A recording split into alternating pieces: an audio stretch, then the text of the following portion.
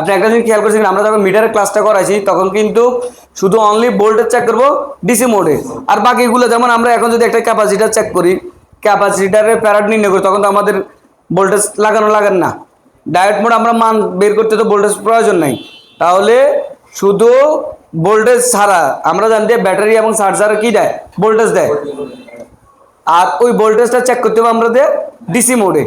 DC মোডে voltage check করবো কোন মোডে? ডিসি মোডে। আর শুধু মাদারবোর্ড আমরা চেক করব beep mode, diode mode, NF mode, resistance mode বা ওমস মোড, ঠিক আছে, ওই মোডগুলোতে। তাহলে আমাদের মাদারবোর্ড দুইভাবে চেক করতে হয়, একটা হচ্ছে হট টেস্টিং, একটা হচ্ছে কুল টেস্টিং।